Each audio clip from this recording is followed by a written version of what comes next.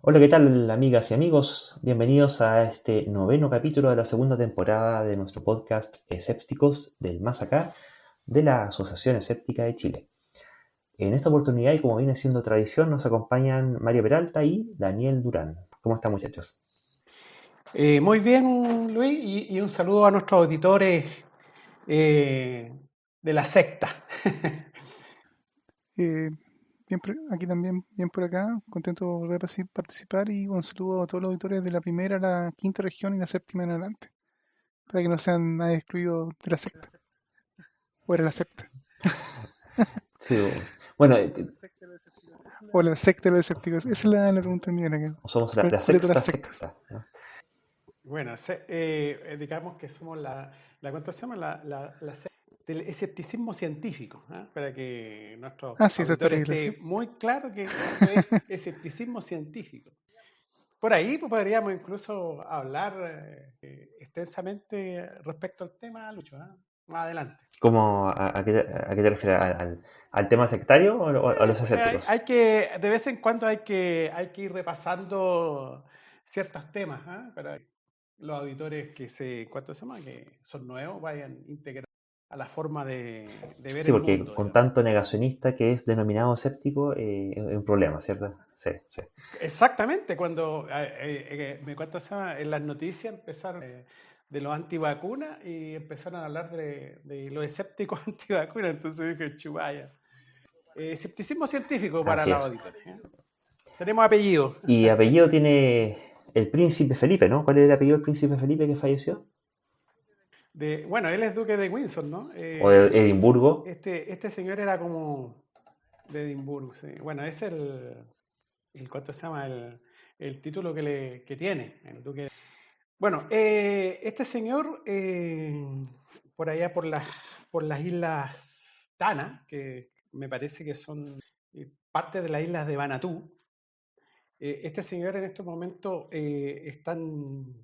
era, entre paréntesis, hay una tribu que adoraba al príncipe y comenzaron con una ceremonia de duelo que ha durado semanas, de lo que ellos consideraban un dios viviente, digamos. En realidad no un dios, sino que es la reencarnación de uno de sus guerreros, ¿ah? No es así, pero un guerrero importante. Entonces, la tribu lo considera una reencarnación.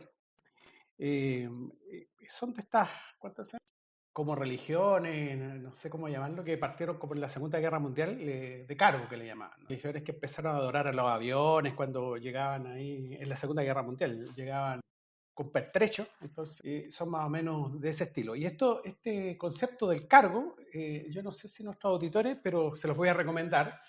Hay un libro de Jared Diamond que se llama Armas, Gérmenes, me parece que se llama, espérate, Armas, Gérmenes y Acero se llama, ¿no? Es un libro más o menos grueso, que este señor trata en algún momento se encuentra él es antropólogo, está visitando o haciendo un viaje de investigación en la zona. Estas islas, digamos que son de la Micronesia, ¿ah? Un poquito más allá de Oceanía, son islas que eran muy atrasadas. Entonces, este señor Jared Diamond hizo una investigación y cuando estaba haciendo esa investigación, los indígenas siempre le preguntaban por qué el hombre occidental tenía tanto cargo y ellos tampoco. Entonces, él trata de responder eso en este libro re interesante que se llama Armas, Gérmenes y Acero. También está, me parece, un documental me parece que está en YouTube y son 3 capítulos. Así que yo les recomiendo a los auditores que le echen un vistazo o al libro o al documental que es muy interesante al respecto. Bueno, esta isla Tana queda como a 1500 kilómetros al norte de Nueva Zelanda. ¿Cierto? Como a 1000 kilómetros de Australia. Sí. Claro, son islas bastante, de hecho son las últimas islas donde, por así decirlo, llegó la civilización prácticamente, ¿eh? Y recién se dieron cuenta o llegaron ahí cuando Japón empezó a invadir la zona en la Segunda Guerra Mundial.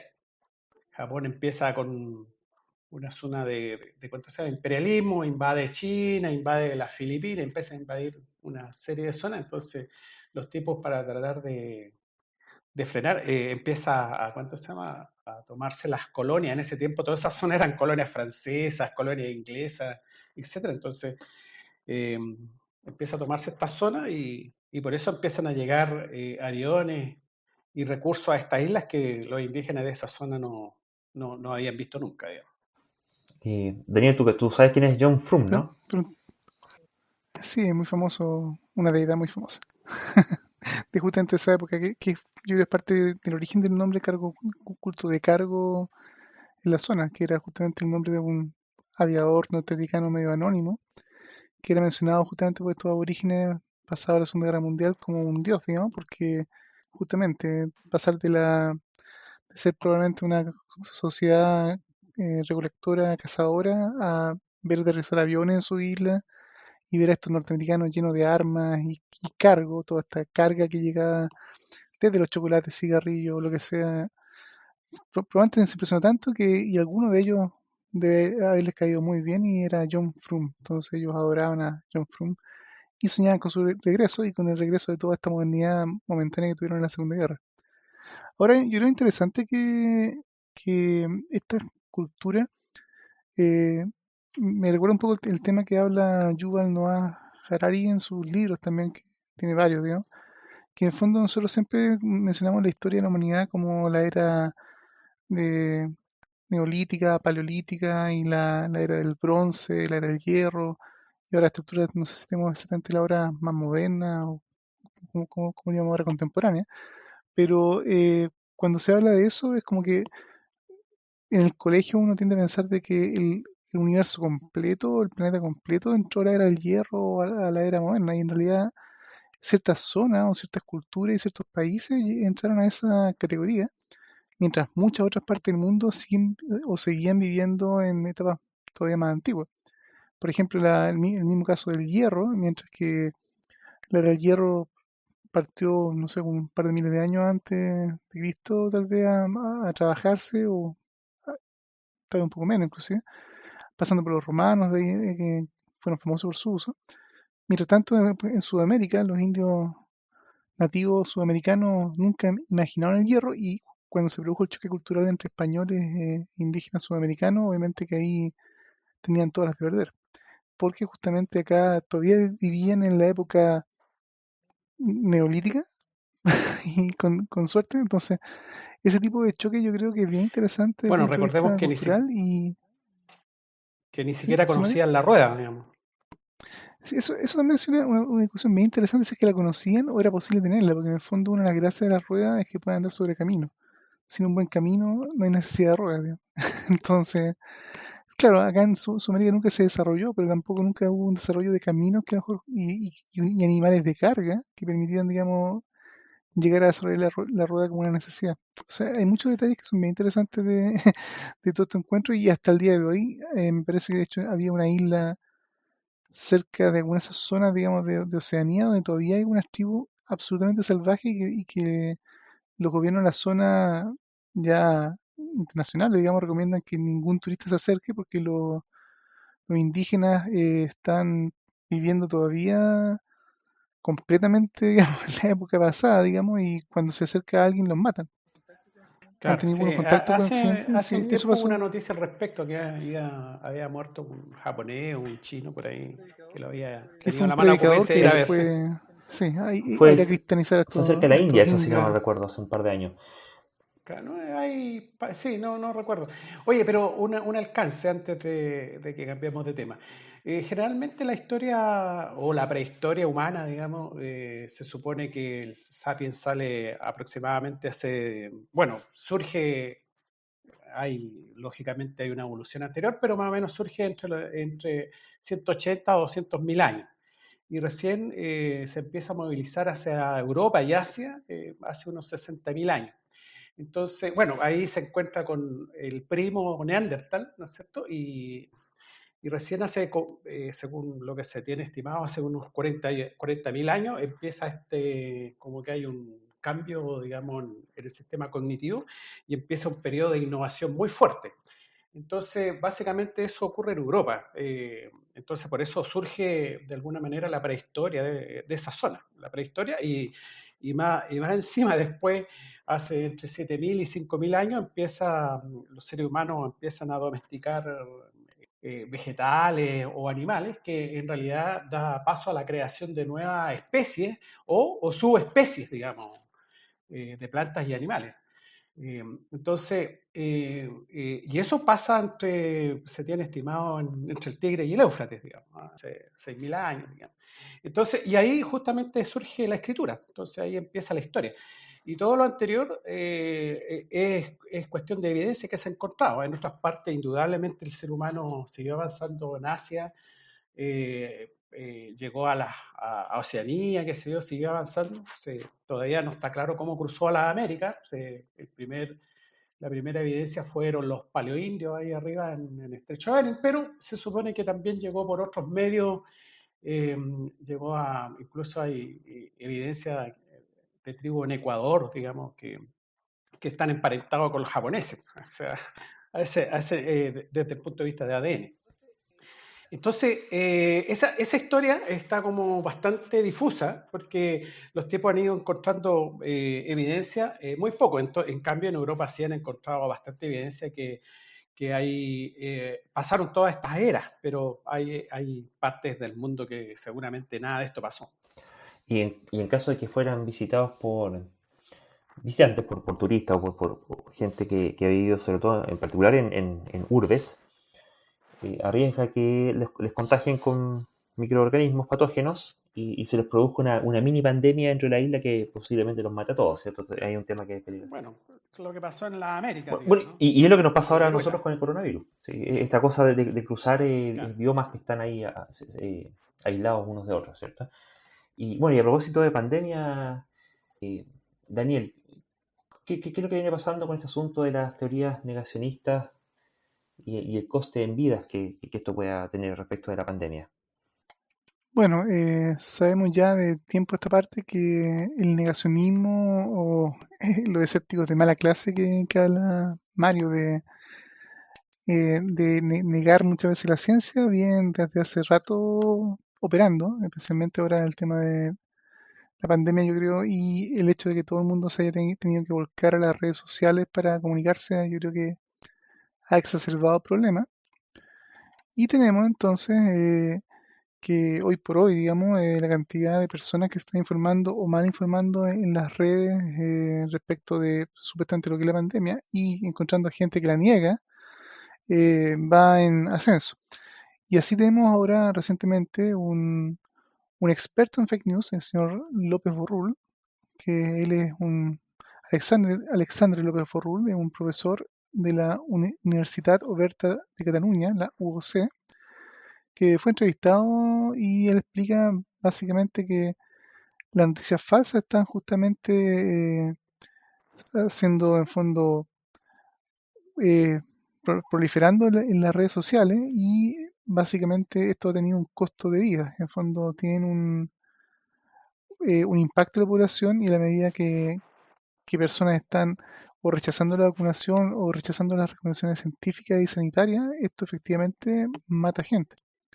Así que eso es un tema que siguen siendo los expertos hablando o contándonos respecto a este fenómeno, pero el fenómeno sigue en pie y a pesar de que inclusive también hay muchas noticias que están siendo ahora informadas de justamente negacionistas que han tenido algún grado de fama y que han muerto de COVID. Sin embargo, eso no está frenando ni reduciendo la velocidad en cuanto al negacionismo y su actividad en la red. Bueno, y ahí yo creo que un aspecto que vale la pena recalcar es que el negacionismo ante el coronavirus no es nuevo. En cuanto a negacionismo, ya teníamos anteriormente negacionismo, por ejemplo, contra el SIDA, ¿cierto? Y aquí teníamos insignes exponentes culturales nacionales como el Dr. File, el doctor que se llama este tipo Cristian Contreras Radovic, y este otro señor del Juan Andrés Alfate, ¿cierto? Que también negaban el SIDA y también las vacunas y ese tipo de cosas, con otras enfermedades, con otras vacunas, pero la ideología viene siendo la misma. Y además se suma también por el hecho de que existe lo que se llama el efecto halo, que es cuando alguien que es famoso por algún rubro o en alguna actividad, por ejemplo, un futbolista, un cantante, un actor, que ya tiene un prestigio y es muy conocido por la gente, de pronto comienza a opinar de temas que no son ni de fútbol, ni de actuación, ni de canto, pero como tiene muchos seguidores y mucha gente que lo considera un ídolo o alguien realmente digno de mención, le ponen más atención de la cuenta tal vez, y cuando estas personas a veces comienzan a tener opiniones encontradas o inclusive extremas en temas justamente que no tienen nada que ver con su experticia, lo que lo hizo famoso, hay gente que le da crédito. Y ahí tenemos justamente el caso de don Miguel Bosé, que también ha estado últimamente en la palestra porque ha tenido algunas entrevistas donde le han dado, en horario prime de la televisión española, le han dado carta abierta para explicar sus teorías negacionistas respecto al COVID. Y eso a la larga también lleva a cuestionarse qué tan conveniente dentro de la libertad de expresión de los medios, digamos, es darle cabida a exponentes, y exponentes tal vez justamente con un nivel de popularidad el exponer estas teorías realmente absurdas desde el punto de vista científico. Bueno, yo creo que todo esto también hay un tema de que ha sido un fracaso en realidad, yo creo que a nivel mundial el sistema educativo. O sea, enseñamos, no sé, enseñamos biología, pero al parecer hay algo que no se enseña bien, que no se logra comprender este tipo de cosas. Entonces yo creo que, porque esto no solamente ha pasado aquí en Chile, sino que está pasando en Francia, que es una nación que tiene una muy buena educación, sobre todo educación cívica, se ha vuelto un nido, digamos, de teorías conspiranoicas. Entonces, y eso le está llegando a sus vecinos, los belgas, etcétera. De hecho, hoy día estuve viendo un documental de la Deutsche Welle con respecto a este tema.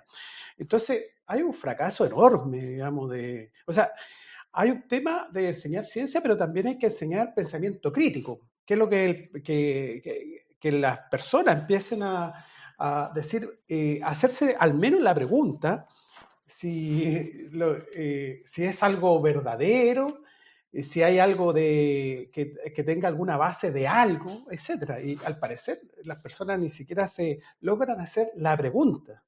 Entonces, hay un fracaso de eso. Yo a veces, hasta yo me pongo conspiranoico, a lo mejor sencillamente hay una cuestión internacional aquí que no queremos enseñar pensamiento crítico, porque quizás qué es lo que pueda significar esto, pero es terrible eso. Yo tengo mi propia teoría respecto un poco a qué puede pasar, y yo diría que va relacionado con el hecho de que la ciencia ha avanzado tanto que hoy tenemos solamente científicos que realmente en cada una de sus pequeñas y restringidas áreas de experticia son expertos en los temas y están dedicados a la investigación de punta, y gracias a eso tenemos telefonía y satélite y programas espaciales y vacunas y muchas cosas por el estilo.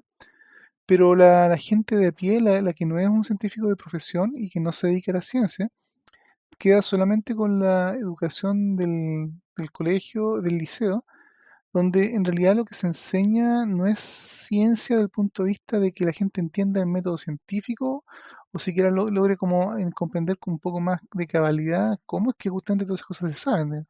Y lo que pasa generalmente es que las clases de ciencia hoy por hoy son como clases de trivia, donde muchas veces se recitan o hay que aprender un poco de memoria algunos hechos que han sido demostrados por la ciencia, entre comillas, o el conocer algunas fórmulas o formulados matemáticos que supuestamente los científicos han demostrado, pero la gente poco entiende de cómo se llegó a esas conclusiones. Y entonces cuando no se conoce en el fondo el trasfondo de cómo se puede concluir que eso es cierto y cómo se compruebe, cómo se comprobó, cómo se descubrió y cómo se elaboró para llegar a ese punto, el que te digan que la Tierra es redonda o que la gravedad existe o un montón de otras cosas, pasa a ser un auto de fe no muy distinto a decir que el mundo se creó en 7 días, ¿no? Entonces yo creo que mucha gente hoy por hoy fue al liceo, fue al colegio, aprendió ciencia, pero no tiene muchas herramientas para reconocer qué es ciencia y qué no, y qué puede ser válido y qué no. Yo creo que eso es una de las cosas que la educación actual está como al de... Sí, no, yo pienso un poco en eso, pero también, digamos, si yo digo que la Tierra es plana, tengo que presentarla, o sea, cómo opera esta cosa.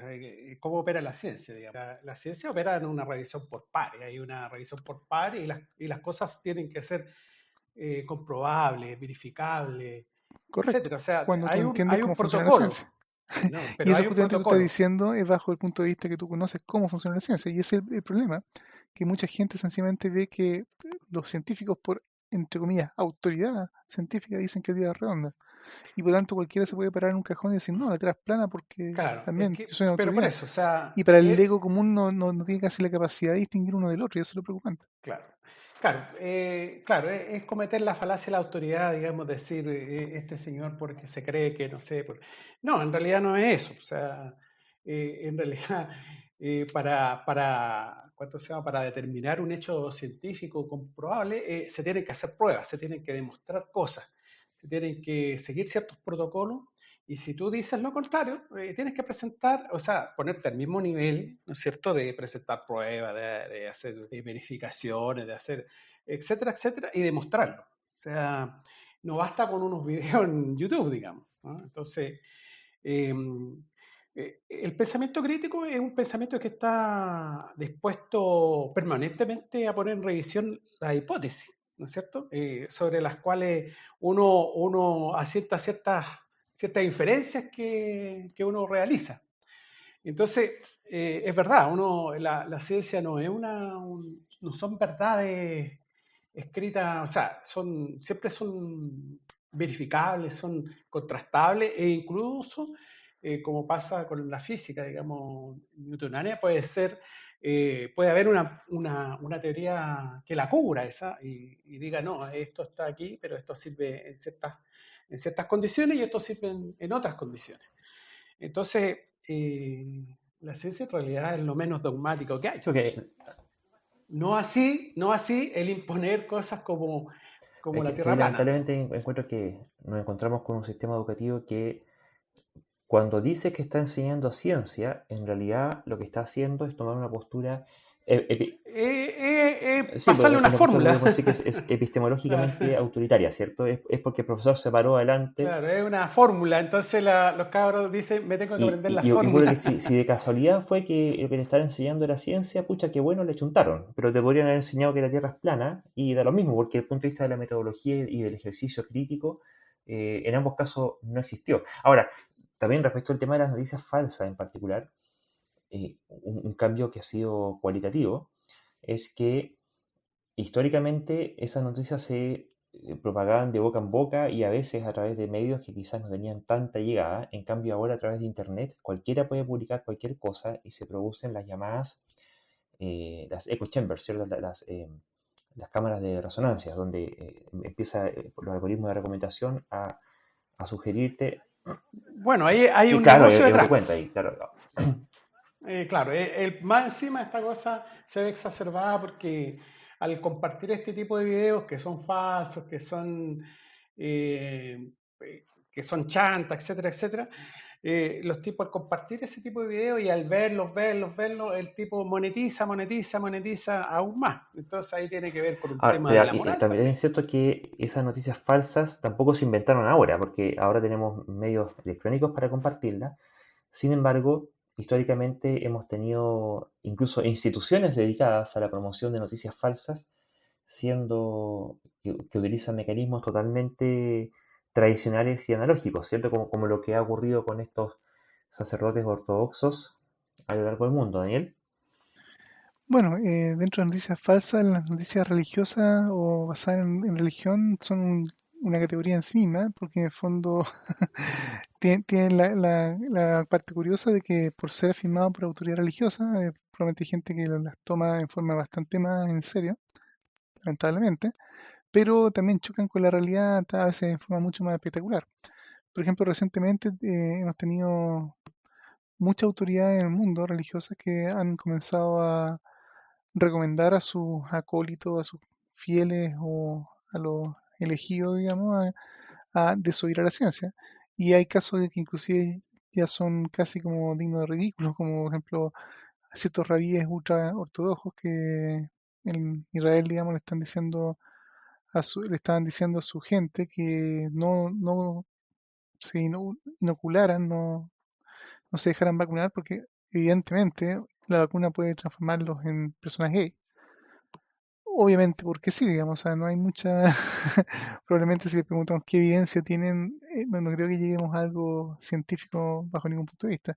También lo mismo inclusive para que no se diga solamente una religión, digamos, también hay clérigos iraníes que han dicho lo mismo, o sea, donde curiosamente a veces pueblos inclusive opuestos de las religiones toman una misma Extrañamente, bandera, ¿no? extrañamente, como la misma bandera equivocada, también afirmando o diciéndole a sus seguidores que en el fondo eviten la vacuna porque los va a transformar en gay.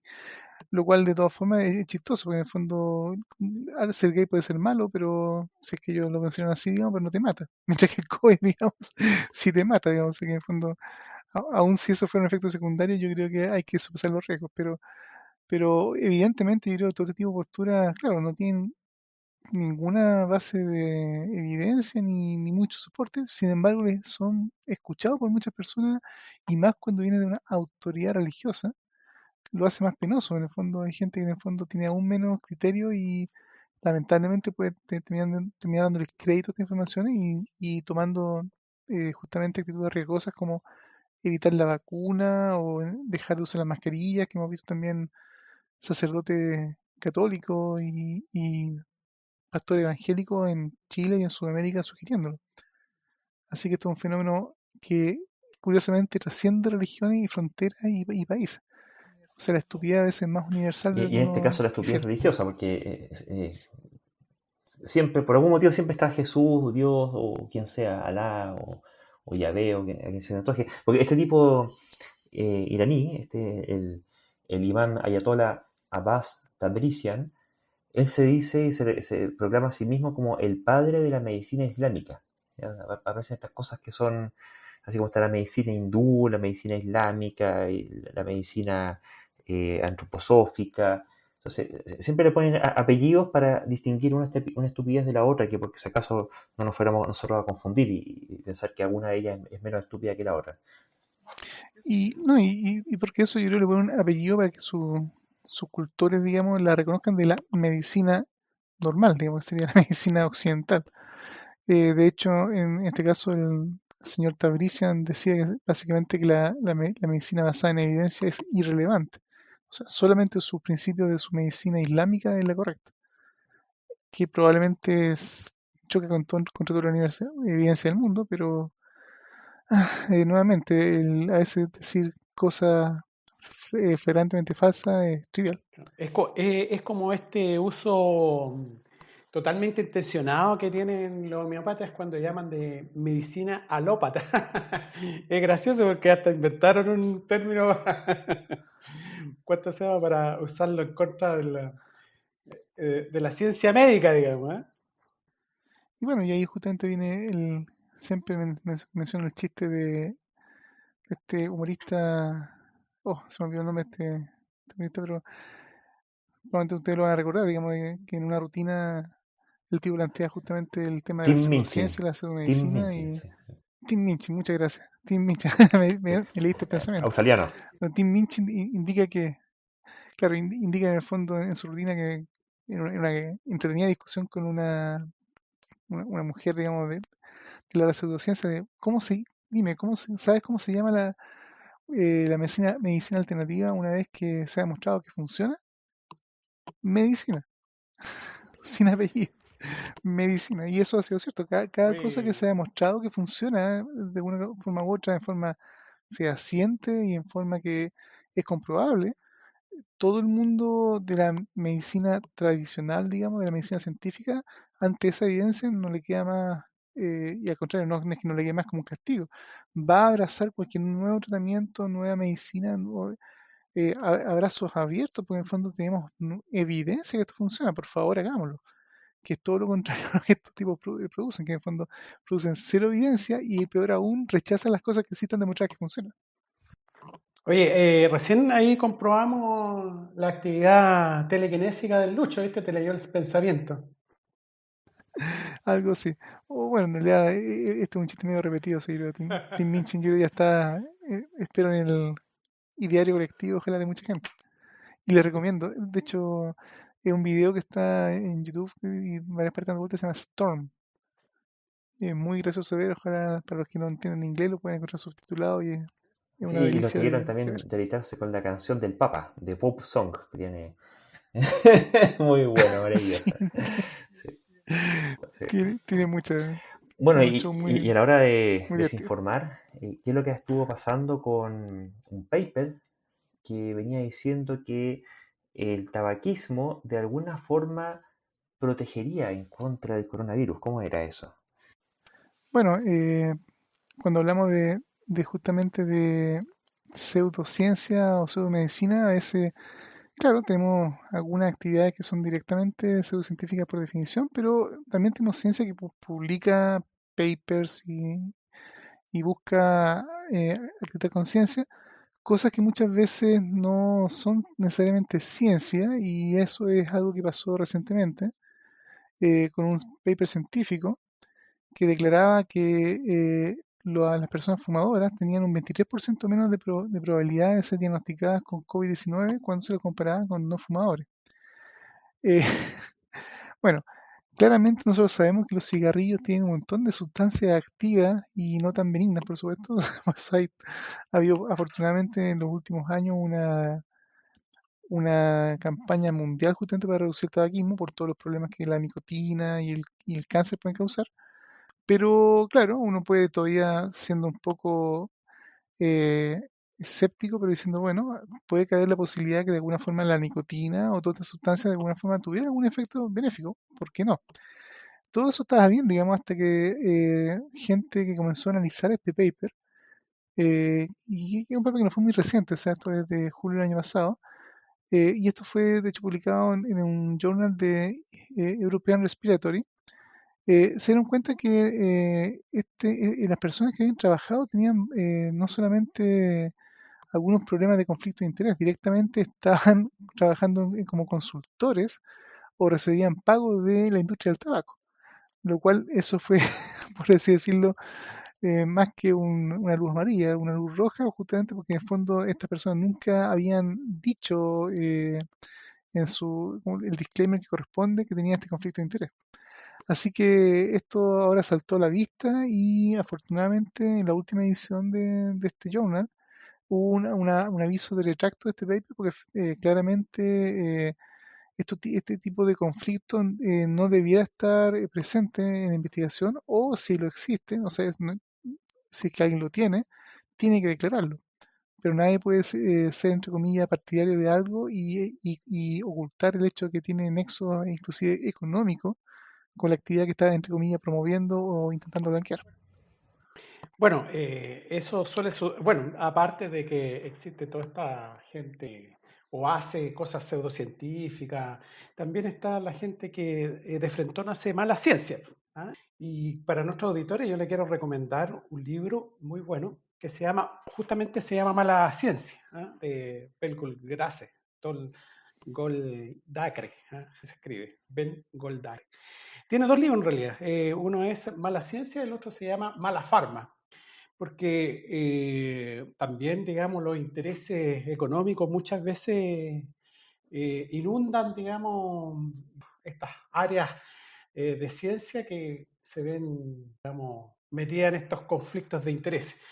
Pero lo bueno es que la misma ciencia se encarga de, porque como se va haciendo contrastación por pares y vamos revisando, a ver, tú dijiste esto, a ver, veamos si es verdad si es verdad lo que dices, qué sé yo, entonces nosotros replicamos el experimento, etcétera, etcétera.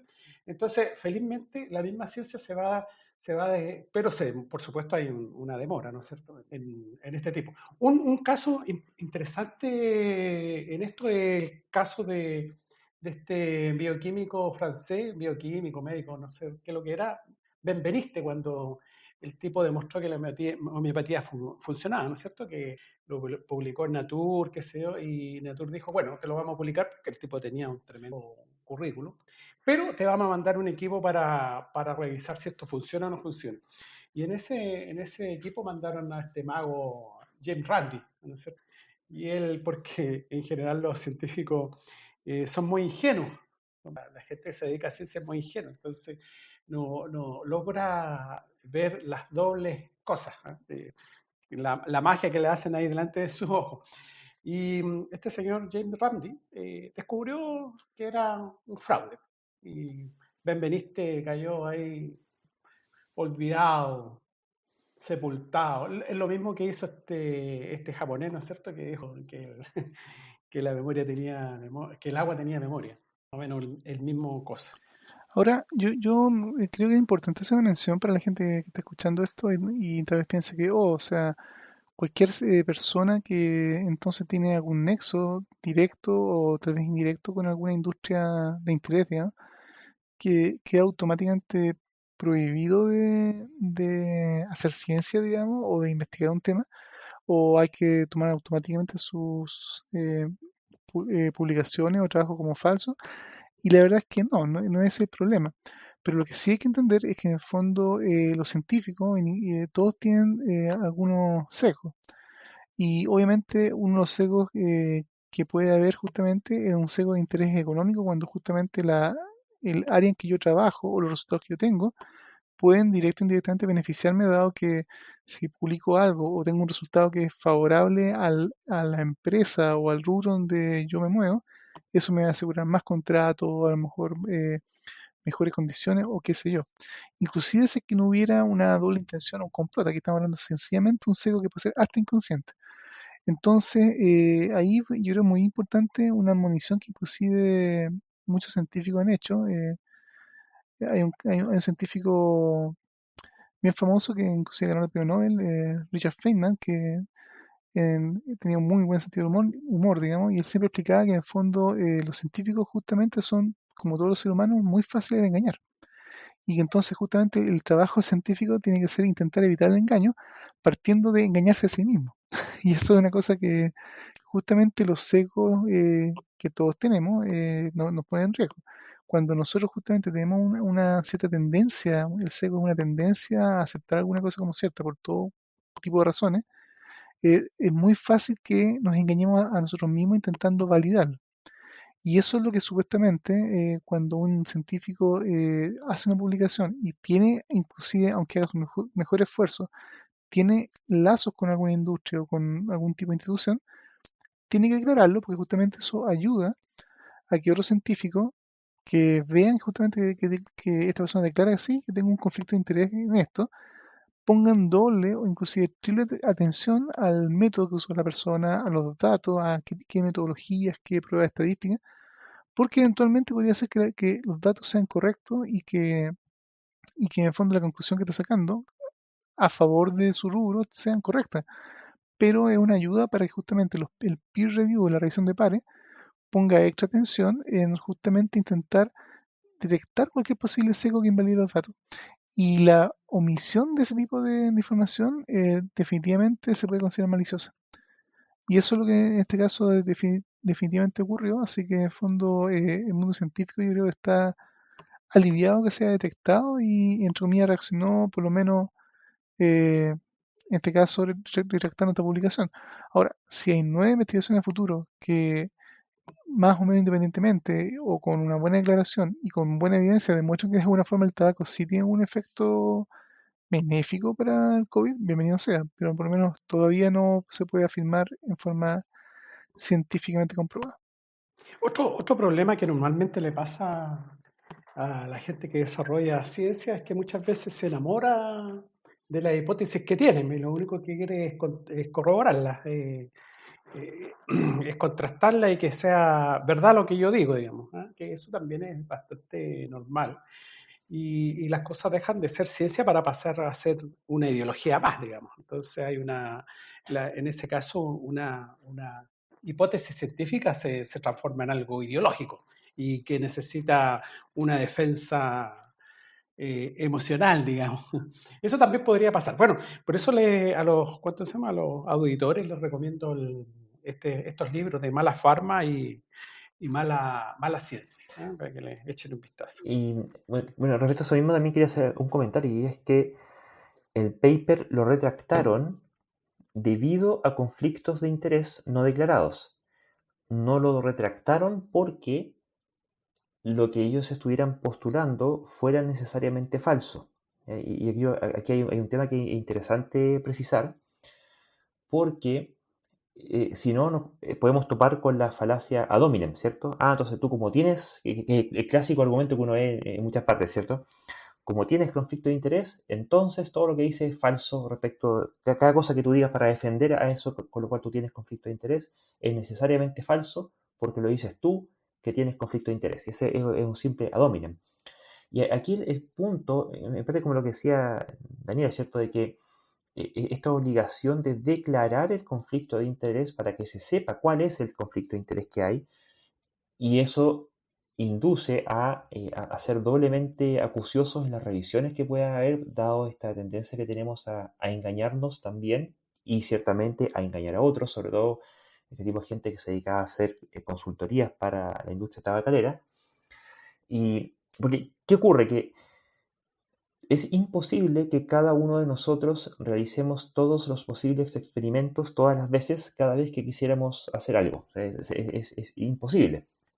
Entonces, necesariamente, en algún punto tenemos que confiar que esta otra persona que hizo la investigación e hizo la publicación, ella sí realizó los experimentos y eso fue revisado y se da, hay buena fe en presuponer, o digamos, es una confianza fundada, una confianza lúcida en que lo que está escrito en ese paper se corresponde con los resultados experimentales que declara, ¿sí? Y es por eso que tiene que declararse si es que acaso hay o no un conflicto de interés, porque en base a ello también se extreman todavía más las medidas de contrastación.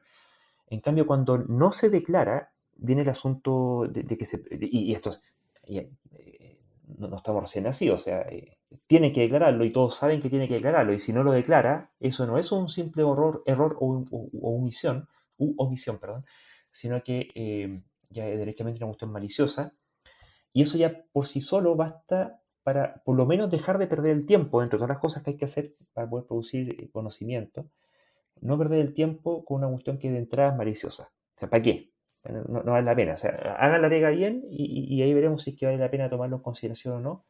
Pero si ni siquiera cumple con los estándares éticos mínimos para tener por lo menos lo mínimo necesario, aunque no es suficiente, pero lo mínimo necesario para que no sea un engaño, entonces mejor que no vale la pena siquiera seguir considerando ese estudio. Y es por eso que se retracta, dado que hay un conflicto de interés. No es porque necesariamente se esté censurando la eventual veracidad que pueden tener sus afirmaciones, aun cuando hubiera conflicto de interés. Daniel, ¿tú querías decir algo? Sí, iba a comentar una cosa interesante que también mencionó Mario respecto de que, en el fondo, respecto a los sesgos y el sesgo de interés propio de los científicos, justamente por enamorarse de su teoría e intentar probarla, ¿cierta? Porque en el fondo, si tienes una teoría que es novel, digamos, que es novedosa y que tal vez nadie cree que es cierta y tú logras encontrar esta evidencia que la demuestra, te vas a hacer famoso. Y esa fama, ese interés por tu trascender, digamos, en la historia de la ciencia como alguien que descubrió algo valioso, es un sesgo que justamente puede presionar a la gente a veces a ser menos acucioso o caer también en lo que se llama el sesgo de confirmación. Justamente ir filtrando datos que en la dirección de validar tu teoría y consciente o inconscientemente ir ignorando los datos o los experimentos que son neutros o que son directamente contradictorios con tu teoría. Pero además hay una cosa que es mucho más perversa, y aquí eh, tal vez voy a prestar un poco de munición a la gente que dice, no, pero es que la ciencia es una cosa media perversa, pero es parte de una actividad humana. Y resulta que en los últimos años se ha estado discutiendo también lo que se llama el sesgo de publicación. Y esto consiste en que en general todos los journals que publican en algún área papers tienen un peso súper importante en cuanto a la calidad de investigaciones que reciben y los mismos investigadores también intentan fuertemente lograr publicar en journals que son famosos, que son de alto impacto. Y resulta que en general se ha visto que estos journals tienden a favorecer tienen un sesgo ellos mismos en publicar investigaciones que son positivas, que demuestran algo, o que muestran que algún resultado es positivo, que confirma alguna cosa, pero tienden a no publicar o a descartar repeticiones de experimentos cuando un segundo laboratorio, un segundo equipo de investigación de alguna parte del mundo dice, oh sí, hicimos una investigación, hicimos todo el esfuerzo de leernos el paper original y tomar los equipos, validarlos y hacemos un esfuerzo que puede ser significativo y que es muy importante en la ciencia, para decir, ¿sabes qué? Validamos esto, efectivamente, eso resulta que no tiene mucho interés en los mismos journals de ser publicado. Por lo tanto, los científicos muchas veces, a veces tienen como poco interés en hacer lo que se llama la repetición de experimentos, lo cual es muy peligroso. Y peor aún, cuando algún laboratorio hace un experimento y no le resulta por algún motivo, teniendo este paper que es famoso y fue publicado dando un resultado positivo, y yo con mi laboratorio, con mi equipo, y, hacemos el esfuerzo y no nos dan esos números, no nos da ese resultado, el publicar un resultado negativo ahora, diciendo, ¿sabes qué? Y repetimos esto y no se ve el fenómeno, no se ve tiende muchas veces a ser directamente evitado por estos journals. Y por lo tanto cuesta mucho que un resultado positivo que sea equivocado pueda ser desbancado, por así decirlo, del ideario científico, porque las repeticiones son difíciles de lograr publicarlas y los resultados negativos también. Y eso es un problema netamente humano y interés editorial también inclusive muchas veces en estos journals. Así que es un tema que hace que cualquier publicación que sea muy novedosa o muy asombrosa en cuanto a un resultado completamente novedoso, tiene que ser extremadamente bien revisado. Porque justamente si hay algún error y resulta que los editores o quienes finalmente lo aceptan para una publicación no hacen el trabajo de revisar con mucho cuidado esto y detectar cualquier tipo de sesgo de los investigadores, mala metodología o directamente conflicto de intereses ocultos o expresos, y esto ve la luz, digamos, en las publicaciones serias, el lograr, entre comillas, que el peer review finalmente demuestre que tú era o equivocado o errado o directamente malicioso, puede tomar años. Y son años y numerosos recursos perdidos justamente por culpa de una primera publicación que fue no bien revisada. Así de delicado el tema y así de complejo en esta sociedad humana de la ciencia. Sí, pero yo voy a hacer ¿cuánto se llama? Un alcance de eso, porque en realidad como en ciencia el conocimiento de alguna manera es progresivo, es acumulativo, o sea, tú, como decía alguien ahí, uno se sienta sobre hombros de gigante antes de hacer algo, digamos.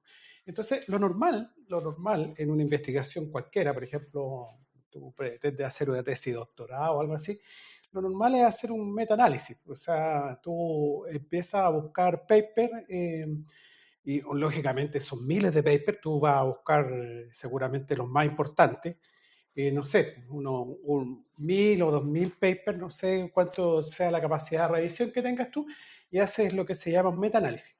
Entonces, esos meta-análisis generalmente convergen hacia alguna parte. Entonces, normalmente tú a partir de eso, tú planteas tu investigación o tu trabajo. O sea, no es que las cuestiones tampoco queden olvidadas, salvo que sea algo, no sé, pues, que influye la astrología, no sé, alguna cuestión que a nadie le interese, digamos, pero en definitiva, de esa manera es como funciona la cosa. Y eso funciona en cualquier área de investigación. O sea, tú a partir de muchos papers anteriores, de muchas investigaciones, tú analizas eso que hay ahí y es posible hacerle, tal vez no todos van a tener un chequeo de experimento, digamos, experimental, empírico, pero sí el tener muchos papers te van a dar una indicación de más o menos para dónde va la cosa o para dónde no debe ir la cosa. Claro, pero en todo caso hay que reconocer que todas estas dificultades en última instancia y que son problemas humanos, digamos, de políticas humanas, Indudable, intereses humanos, indudable. al menos es afortunado que la metodología científica, más temprano que tarde y con más o menos dificultades a veces, generalmente la evidencia o la realidad termina por imponerse. Eh, a veces esta vez se termina por imponer a una velocidad bastante más lenta de lo que uno hubiera querido y ciertas cosas que deberían ser aceptado antes o rechazado antes tienen una demora a veces de años, pero por lo menos lo que se puede ver es que en general el método funciona. Pero entonces inclusive cuando hay publicaciones que son de verdad muy inesperadas, el mundo científico por lo menos ya tiende en general a ser más precavido.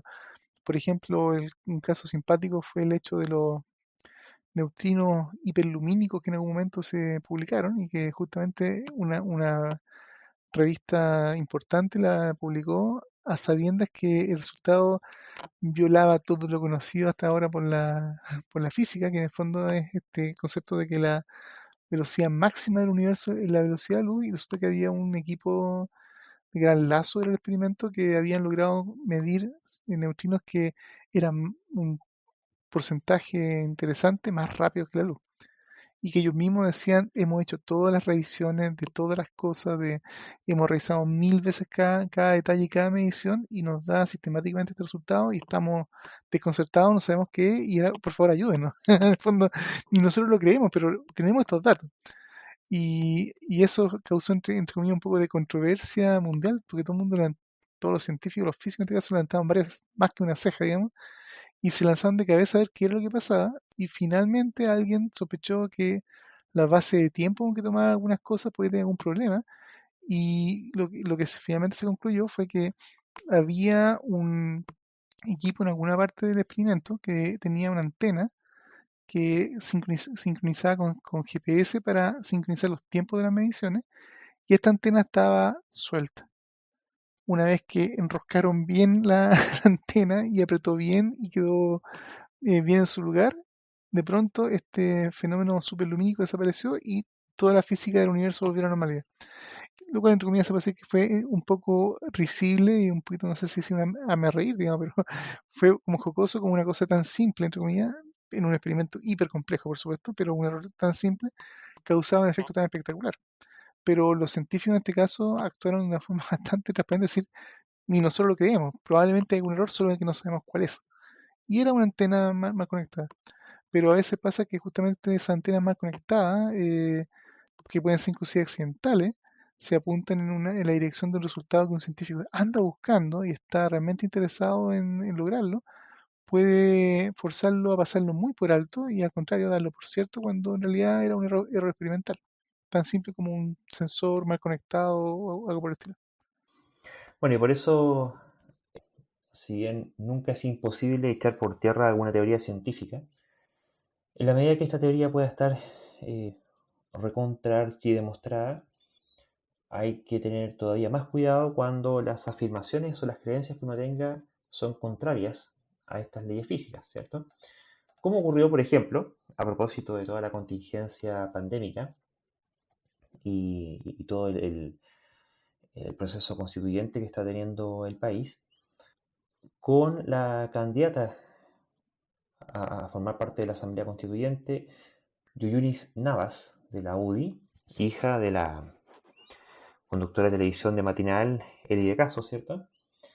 Porque ella, bueno, dijo varias cosas, ¿cierto? Dijo que ella no se iba a vacunar en contra del coronavirus, aun cuando admitía que no tenía evidencia para demostrar que esto fuera contraproducente. Y además también planteó que esta vacuna, o más bien dicho, este virus, habría sido producido, lanzado con un interés político y económico de China y el gobierno comunista, ¿ya? Y aquí nos encontramos con un nuevo caso, en este caso de una diputada UDI, que no es para nada, bueno, no una diputada, perdón, una candidata constituyente UDI, un partido del cual no es para nada sorprendente que esté yendo comunistas hasta entre medio de las hebras de ARN del virus, y que salgan lanzando esto en un debate que se hizo televisado. Y ella decía que ella envía las cosas por Twitter y en fin, nunca pudo entregar mejor fundamento para sus declaraciones, pero que son delicadas en circunstancias de que estamos teniendo estos rebrotes gigantescos que tienen al país completo prácticamente en cuarentena. Y lo que me llamó mucho la atención fue que esta jovencita, o no sé si tan jovencita la verdad, pero eh, yo me habría imaginado que, no sé qué piensan ustedes de este argumento, ¿ya? De que la gente cuando tiene un mejor pasar o tiene ciertas, no sé si, bueno, más todavía privilegios, pero al menos un buen pasar, uno esperaría que, no sé, tuviera mayor oportunidad de tener más educación o algo, ¿ya? pero uno cuando la escucha hablar, la verdad es que se escucha mucha precariedad y al parecer no sé cuál será su arrastre electoral. Pero en contraste, en la misma entrevista cuando esta señorita Yuyunis Navas salía cacareando temas contra la vacuna, había otra señora, la señora Giovanna Grandón, que participa como independiente y que fue conocida durante el periodo del estallido social como la tía Pikachu, ¿ya? La tía Pikachu. Y una mujer humilde que alcanzó cierta fama y que, bueno, también está postulando como constituyente. Pero lo interesante es que ella, cuando habla, me gustó mucho la forma en que ella conversaba, porque creo que decía la candidata Grandón, conocida como la tía Pikachu, respecto a lo que decía Yuyunis Navas. Le decía que ve mucha tele, ve mucha tele, es la hija de la conductora matinal. Dice, no necesariamente ve la realidad. Los científicos pueden comprobar si está hecho científicamente o es un virus que solamente mutó. Hasta el momento han dicho que mutó. ¿Ya? Y la verdad es que más allá de si esta candidata, la tía Pikachu, la candidata Grandón, Giovanna Grandón, está plenamente informada o no respecto a lo que se está diciendo, que quería rescatar de ella la actitud de reserva, ¿ya? De esto de saber que, bueno, de repente puedo estar equivocada, a lo mejor no lo sé, hablo de lo que yo creo que he escuchado decir de los científicos, pero incluso aún cuando estuviera equivocada y estuviera diciendo una burrada, no sé qué piensan ustedes, pero yo noto en ella una actitud de apertura intelectual a que si es que eventualmente ocurriera, que no está tan equivocada, digamos, pero si estuviera equivocada, al parecer estaría abierto, tiene la disposición intelectual a recibir argumentos y ver ahí qué es lo que pasa. En cambio de esta otra candidata, la Yuyunis Navas, eh, lo que veo es una declamación que, a pesar de la evidencia en contrario, y admitir que no tiene evidencia, ella sigue persistiendo en su tesis, una tesis que es conspiranoica y poco parsimoniosa, y, y lo otro es que ella dice que ella habla desde su intuición. Ella dice, desde mi intuición yo intuyo, y lo que siente mi cuerpo, es que este virus fue lanzado con un interés político y económico, de China, bla, bla, y del Chile de gobierno comunista. Y no sé qué opinión les merece a ustedes las declaraciones de esta candidata. Bueno, de partida nosotros en la Edge ya, y tú sabes perfectamente, pero y recuerden, hicimos nuestros 11 tips constituyentes y yo creo que vale bien la pena hacer el paralelo, digamos, de estas declaraciones contra esos tips. Y en este caso, esta candidata de la UDI está cayendo directamente en fallar nuestro tip número 6, que es una pregunta. ¿Refiere hechos comprobables como respaldo a sus ideas o difunde y cree noticias falsas y o teoría de la conspiración? Y lamentablemente cae justamente directo, sí, pero al centro de la diana con difundiendo noticias falsas y teorías de la conspiración, negando justamente gran parte del consenso científico y toda la investigación que hay aparte. Y respecto de la otra candidata que tú decías que tenía una actitud más tal vez positiva, está ahora en cambio a favor del punto 8 de nuestros tips, que en el fondo es cambia de opinión ante una refutación adecuada a su idea o cae en ideas dogmáticas absolutas e inamovibles.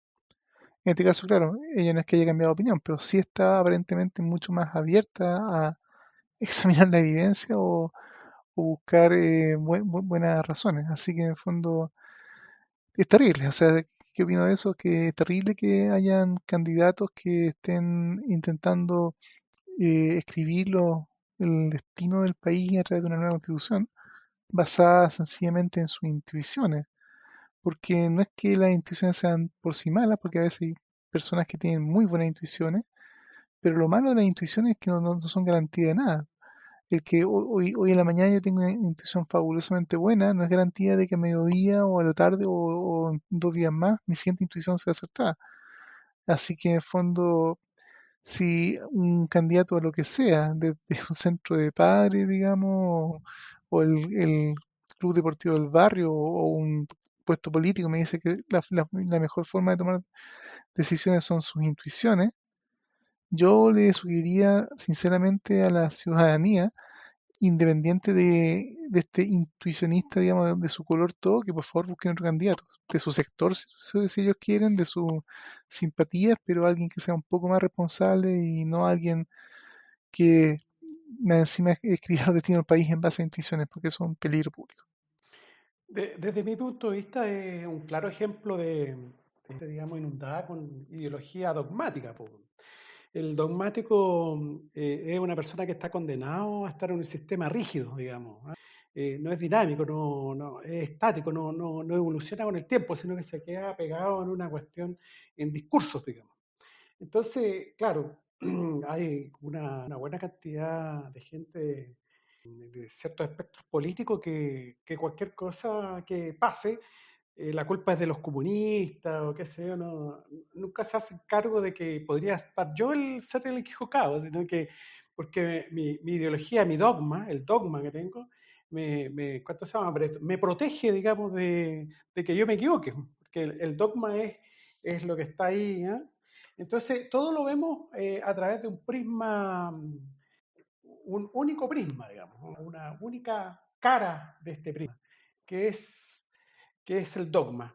Entonces, esto digamos, bueno, esto es lo que pasa en estas sectas, etcétera, etcétera, que son sistemas dogmáticos, ¿no es cierto?, que en el fondo no evolucionan, sino que en el fondo van peleando entre ellos y se van fragmentando. En el fondo es la base que tienen este tipo de sistema. En todo caso, a favor de la UDI, tengo que decir que varias personas en la UDI salieron ¿cuánto se llama?, a rechazar estas declaraciones de esta señora. Ella al final se disculpó, o sea, dijo, salió diciendo que ella era tan solo una ama de casa. Por lo tanto, me imagino que por ser ama de casa puede decir las cabezas de pescado que quiera, no sé, que eso es lo que ella piensa. Pero salió gente de la UDI diciendo que era absolutamente errado pensar de esa manera. Y eso habla bien de las personas que dijeron a título personal, no sé, del partido, no sé, que lo que habla bien de esas personas que salieron rechazando estas Sí, declaraciones. lástima que la candidata constituyente sea ella, ¿cierto? Y no otras personas que salieron diciendo cosas más sensatas. Eh, ahora, al momento de encontrarnos dogmáticos de distinta índole, también hay otro que hace tiempo que ya viene. Bueno, tenemos una colección nosotros, hemos ido coleccionando gente de Sí, pues izquierda, le gente de tenemos de todo derecha, aquí hemos en ido la feria, pues. coleccionando. Sí, pues, le Ah, tenemos al César Pizarro, ¿se acuerda ese caballero que también decía que sí, por supuesto. Hablamos hace unos capítulos atrás sí. de César Tenemos a Pizarro, de Hugo Hugo Gutiérrez, también Gutiérrez, hablamos por diputado ahí. comunista, ¿cierto? Que ahora también candidato a constituyente. Esta misma Yoyonis Navas. Hemos tocado al Florcita Motúa, al diputado, ¿cierto? Al alcalde. Por ahí creo que a este otro diputado, Gonzalo Fuenzalía, también de que tampoco se iba a vacunar porque, bueno, no recuerdo exactamente que también, pero bueno, por lo menos tuvo la precaución después de no seguir También insistiendo en el tema. hemos tenido varias colaciones aquí con Daniel Jadwe, el alcalde de Recoleta, hoy proclamado candidato presidencial del Partido Comunista, ¿cierto? Así que, Claro, hay una colección claro, variada. esto es como, no es un mausoleo, ¿eh? Es como un zoológico, ¿no? Es como la bancada de la Claro, conspiranoia, claro, sí, ¿eh? qué sistemático, o sea, De la conspiranoia y el dogma. compartimos con ustedes, queridos auditores, que este listado de tips constitucionales no son casualidad, digamos. En última instancia, pasa a ser un cierto condensado de la experiencia y el aprendizaje colectivo que hemos construido como agrupación a lo largo ya de varios años, porque justamente unicornios rosados como estos aparecen a cada rato y tienen una serie de características comunes que son importantes y que son regulares, o sea, son regularmente falaces, ¿sí?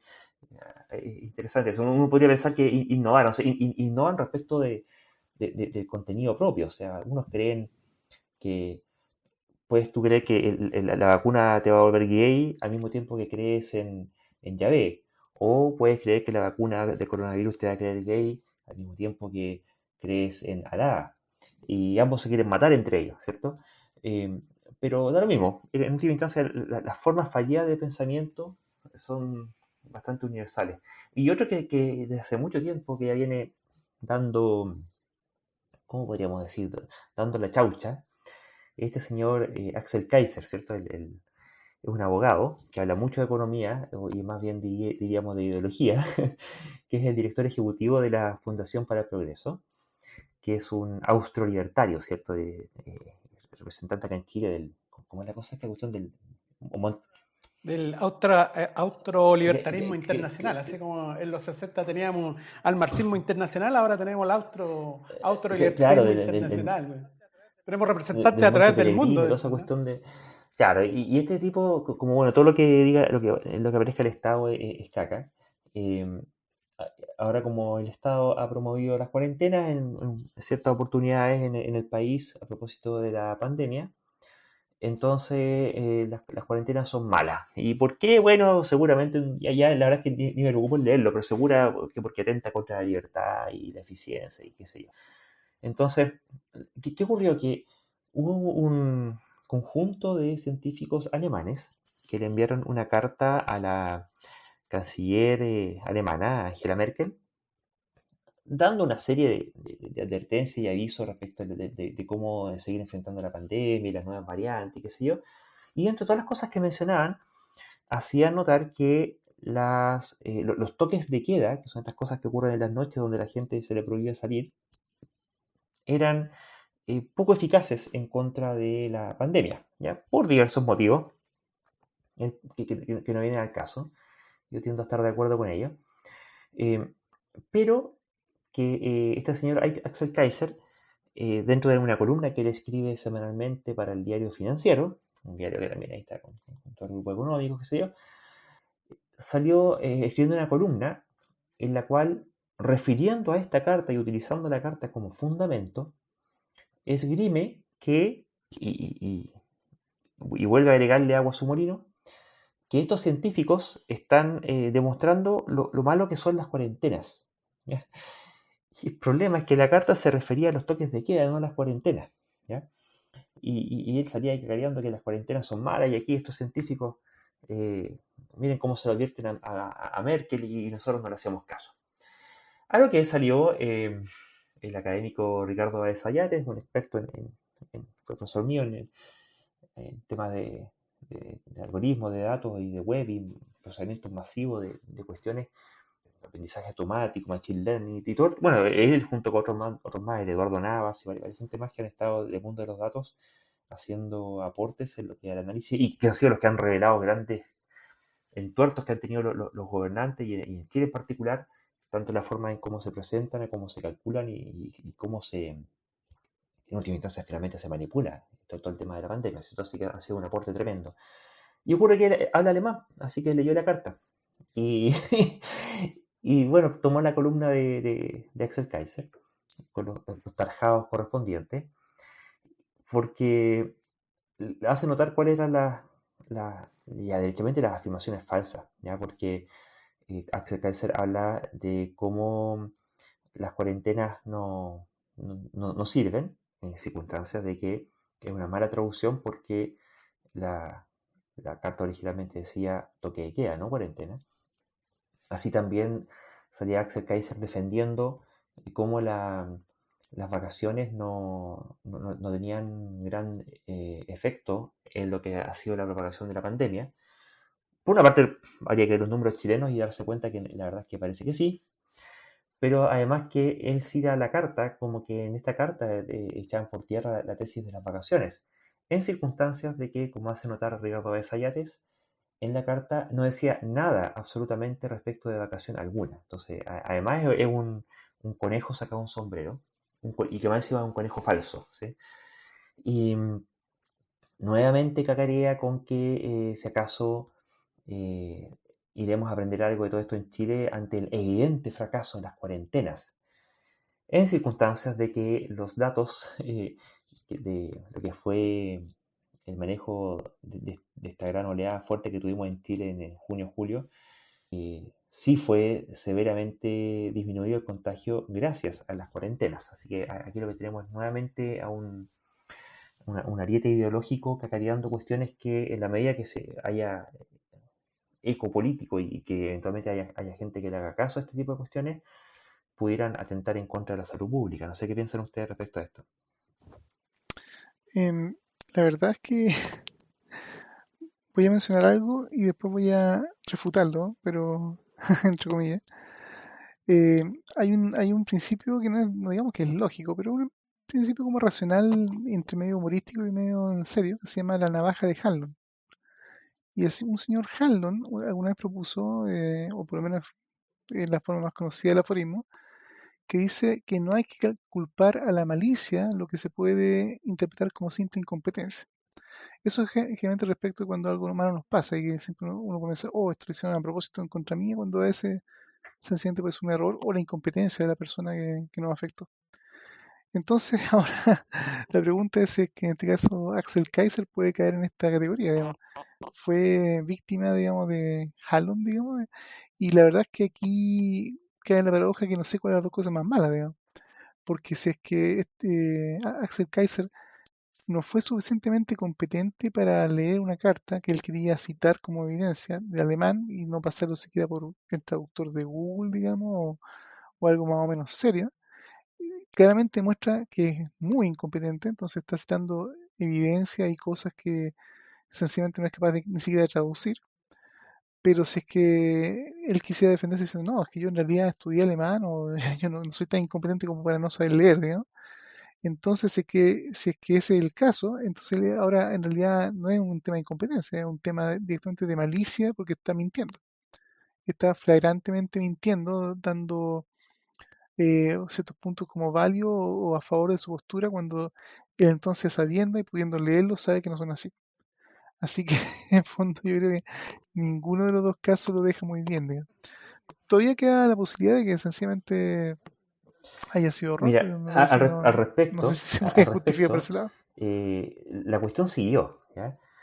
Eh, para empezar, bueno, él mandó una carta al director donde decía, estas típicas cartas breves, tituladas Cuarentenas, que son súper breves, que dice, señor director, ¿seguimos creyendo que las cuarentenas son el camino?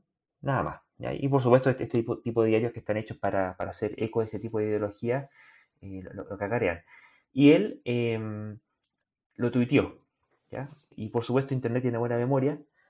Él después eliminó este tweet ante la refutación que se le hizo. Y bueno, está la captura del tweet que él hizo, donde decía buenos días, así como jactándose de su carta y de su columna en circunstancia de que estaba hablando cabeza de pescado.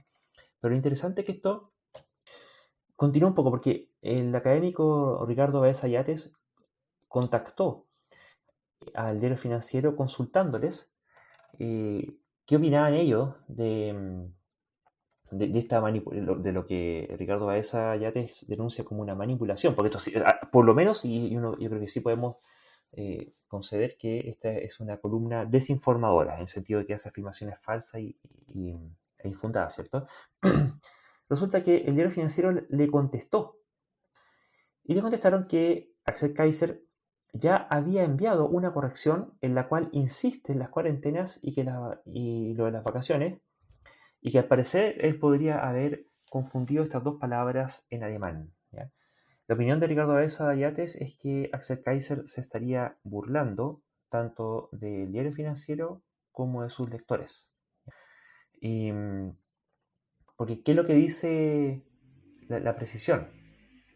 Enviado posteriormente por Axel Kaiser. Él dice, en mi última columna, El aire del COVID y el fracaso de las cuarentenas, basado en un artículo de la publicación alemana Der Spiegel, señalé que en carta a la canciller Angela Merkel, expertos en investigación de aerosoles cuestionan la utilidad de cuarentenas y utilidad de mascarillas en el exterior, lo cual refleja fielmente la información de Der Spiegel.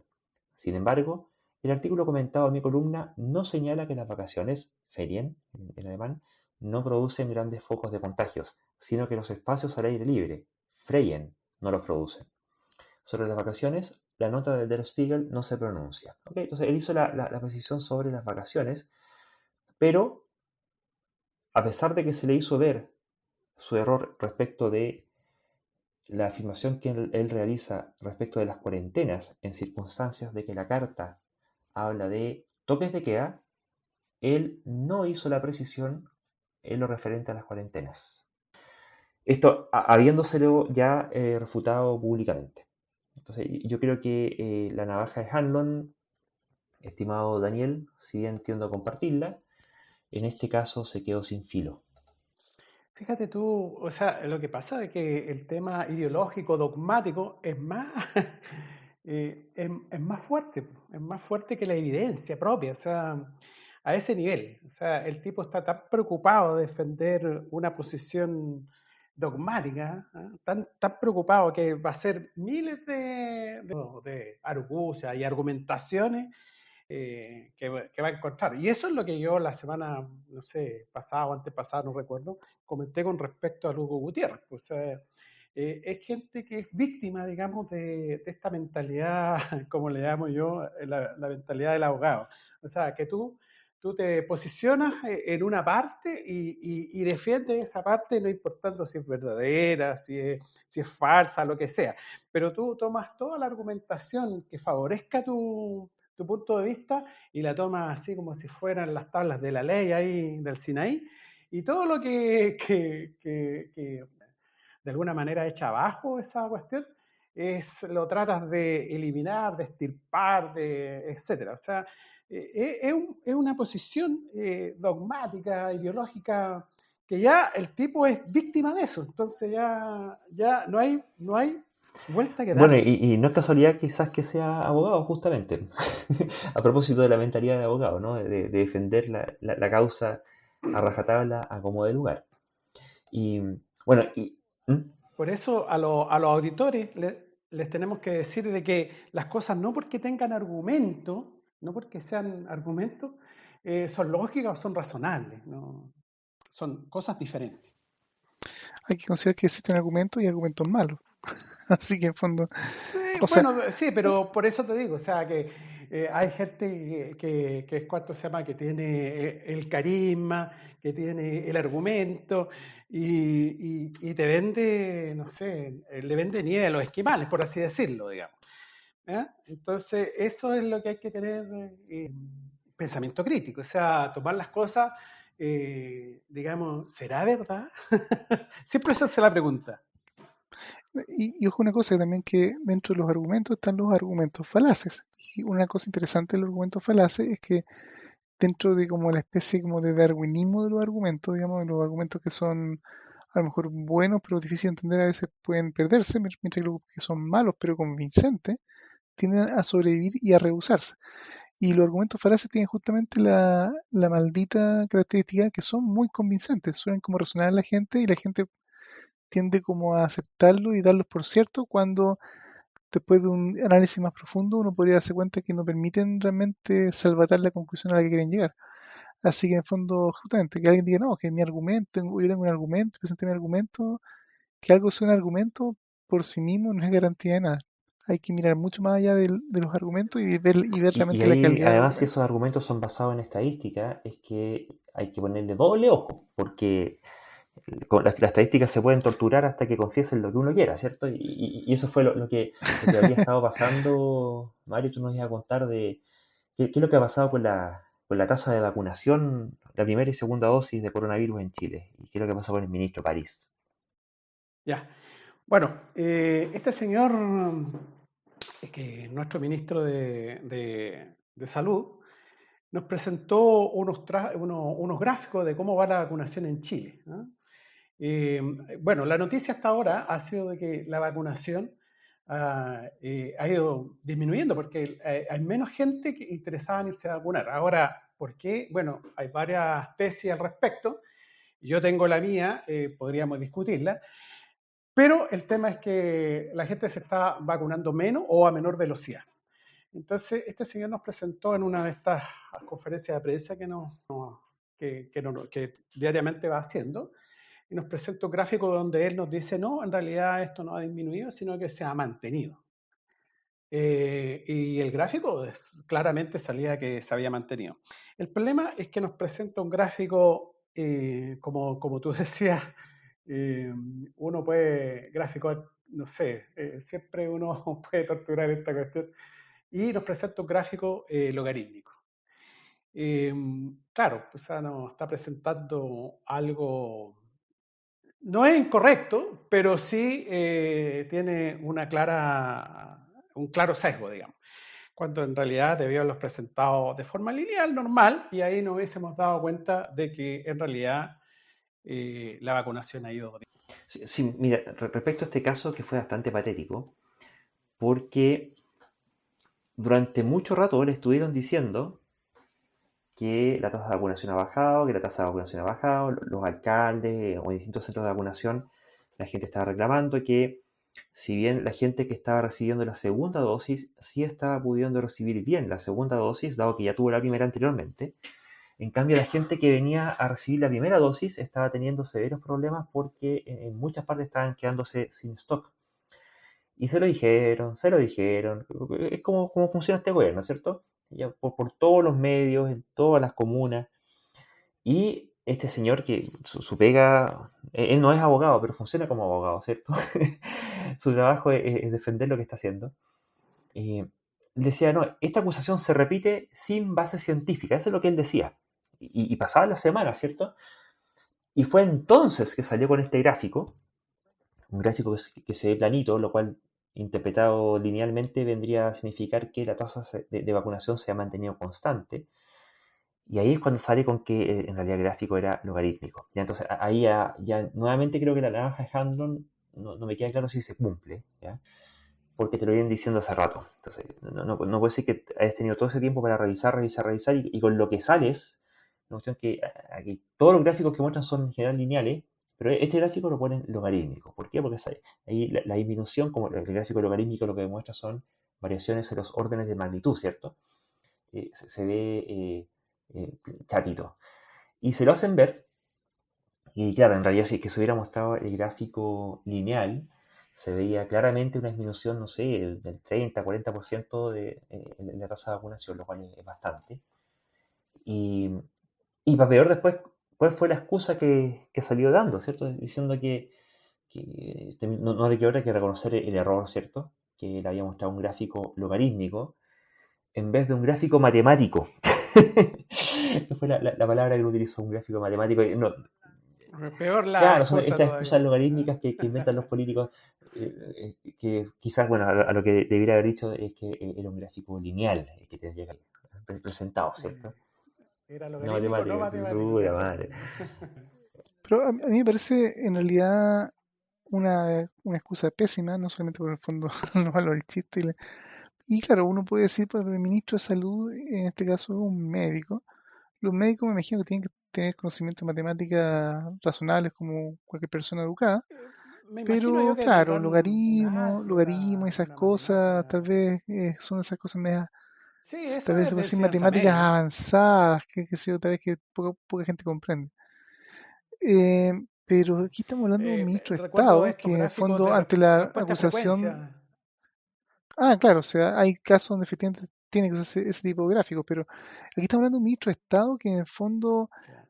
la ignorancia natural que uno puede tener, digamos, debiera verse compensada con sus equipos de asesores y toda la gente del ministerio que Claro, debiera exactamente. El estar equipo. sí preparada y debieran poder, tal vez si el primero o segundo día donde el ministro tal vez dio respuestas vagas o equivocadas, alguien de su equipo tendría que haberlo llamado y decir, ¿sabe, ministro, usted dijo esto o le están preguntando esto otro?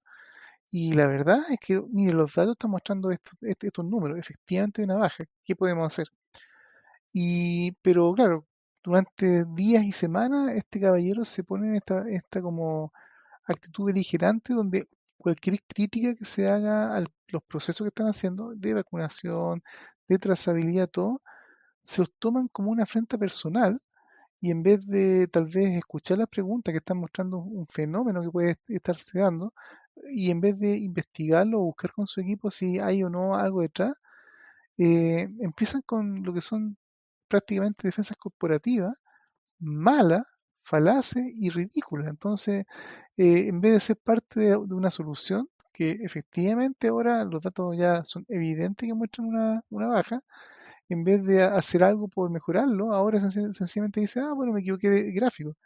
Pero el problema de fondo, más allá de si el gráfico no está malo, es que los porcentajes de vacunación han bajado. ¿Qué hacemos respecto a eso? Entonces, al final, ese tipo de respuesta es media ridícula o como la gente decía las piñericosas, digamos, ahora no sé cómo llaman, las paricosas o algo de estilo, son jocosas, pero son penosas al mismo tiempo, porque en el fondo ni responden, digamos, de la incompetencia mostrada, ni solucionan el problema de fondo, o atacan realmente el problema de fondo que es que en este caso las vacunaciones de COVID se han ralentizado, y eso es preocupante. Así es, imagínate en este país que ha sido el país estrella en términos de vacunación, que nos venga a pasar esto, y que puede haber distintas causas, ¿cierto? Que por ahí está diciendo que parece que no, lo que ocurre es que ellos están poniendo ahora la vacuna de la influenza por el tema estacional, que a todo esto, dicho sea de paso, por las medidas que se están tomando contra el coronavirus, los casos de influenza han sido prácticamente anecdóticos, porque el virus de influenza es mucho menos contagioso que el coronavirus y las medidas para evitarlo son prácticamente las mismas. Entonces, o es un subconjunto de ellas. Entonces, ha habido muy poca influenza. Y suponiendo que fuera cierto, no sé, si tuviera que elegir entre demorarme un poco más en vacunar contra la influenza y demorarme un poco más en vacunar contra el coronavirus, pucha, uno no hace cuarentena por la influenza, ¿cachai? Y tampoco tiene... Claro. Oye, pero de todas maneras, Lucho, de todas maneras que la gente de riesgo, digamos, todas las personas de riesgo con respecto se tienen que vacunar contra la influenza. O sea, usted se vacuna primero contra el COVID, espera lo que le dicen, que son 15 días me parece, y después vacúnese contra la influenza. Porque, digamos, está bien, hay mucho menos contagios de influenza, pero también puede ser complicado. Y el problema es que si a usted le da influenza y le da fuerte, va a llegar al hospital y el hospital va a estar lleno, o la clínica, lo que sea, va a estar lleno de gente con coronavirus y usted se va a complicar igual. Entonces, vacúnese, vacúnese. Si usted es, ¿cuánto se llama? Está en la zona de De riesgo, todas formas, sí, vacúnese. la vacunación siempre... No, sí, el punto que al que quería llegar es que, eh, dado que tienes capacidad finita, y tienes por una parte una pandemia que te tiene el país de rodillas y otra enfermedad que no es que desmerezca lo grave que sea, sí, sí, ciertamente. Entre no tener nada y tener influenza es mejor no tener nada, pero entre tener influenza y tener algo peor, mucho peor, con secuela y con muertos por doquier y con la tasa de contagio que tiene, como lo es coronavirus, si tuviera que orientar los esfuerzos que tengo disponibles, entre arriesgar que haya más contagio y más muerte y más enfermedad ahora en este grupo que ya vamos por los cuarenta y tantos que están vacunando, bueno, no sé, ahí hay un debate bioético, me imagino, al respecto, pero yo tendría a priorizar y ponerle a matacaballo todo lo que se pueda con coronavirus y la verdad es que si nos demoramos un mes más en influenza, tiendo a pensar que las consecuencias son muchísimo, órdenes de magnitud menos desastrosas de lo que podrían llegar a ser con coronavirus. No sé. Yo en mi caso puedo comentar que estoy en uno de los grupos de riesgo y a pesar que no soy tan viejo, ya pude a mediados de abril perdón, a mediados de marzo en realidad ir a vacunarme, así que pude ponerme la primera dosis de vacuna COVID-19 y hace un par de semanas me fui por la segunda dosis.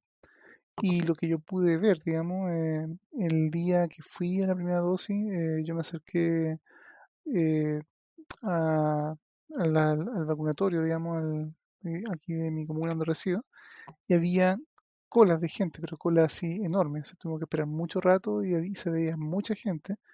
Y el recinto que era un gimnasio que estaban aplicándose la vacuna, habían una sala especial y habían como fácilmente como 4 o 5 personas vacunando. Y ahora cuando fui por la segunda dosis se veía que había mucha menos gente de partida y también fuimos dentro del horario mañana, digamos, no es que más o menos a la misma hora, se notaba que había mucha menos gente y adentro también en la parte que estaban vacunando había mucho menos personal. Y la explicación que me parece un poco obvia es que la otra mitad del personal que no se veía está en otro recinto separado aplicando la vacuna de influenza.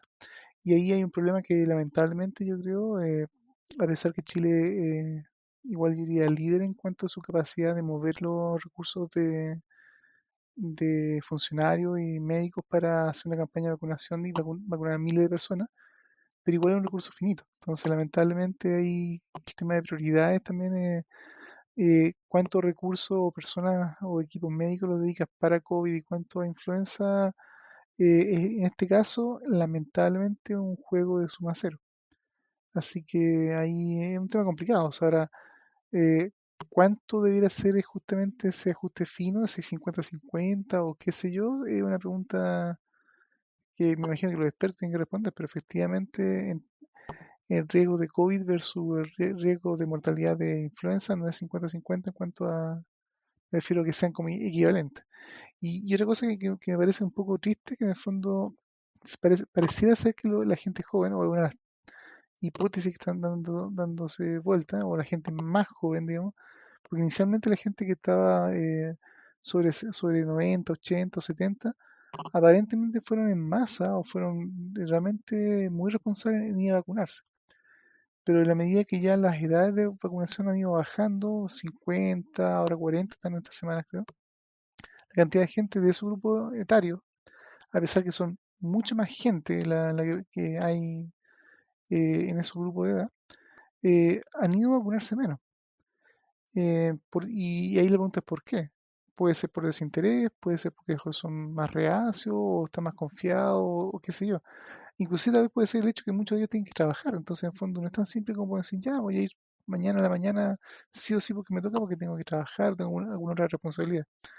Pero ahí es donde yo creo que falta, y yo diría que falta una visión o tal vez un interés más del gobierno de tomar el toro por las astas y justamente fomentar la vacunación, no solamente a nivel comunicacional o a nivel de autoridades dando mensajes, pero a niveles prácticos que, entre comillas, pongan el punto en la importancia de este asunto de la vacunación y, por ejemplo, todas las ayudas del gobierno en este instante, si van a alguna persona que sea justamente dentro del grupo de edad que ya debe estar vacunado, deberían condicionar inclusive diría, la ayuda a que se vacune. Y un tema no de chantaje, pero es que es un hecho.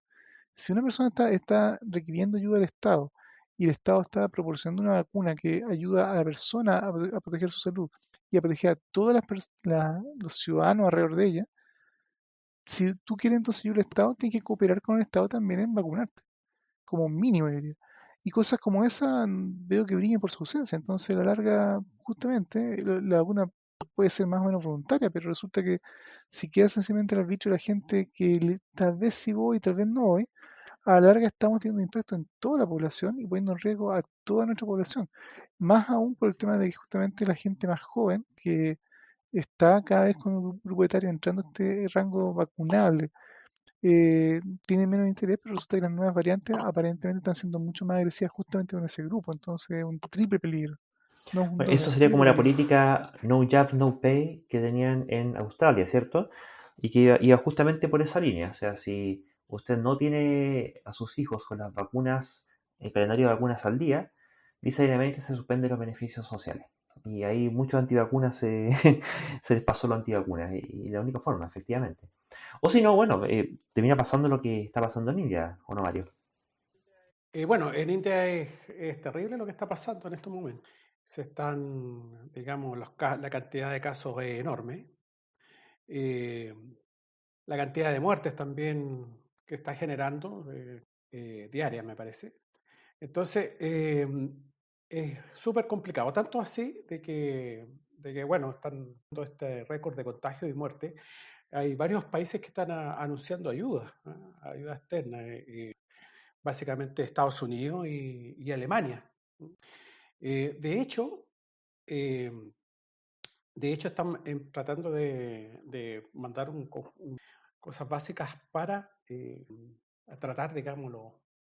Bueno, este tema de la India era más o menos una crónica anunciada, ¿eh? Porque en general no se tomó mucha importancia al tema. Bueno, de hecho, este señor Narendra Modi más o menos es como el Trump de la India, digamos, equivalente a este señor Trump. Así que, digamos, están en el peor de los mundos.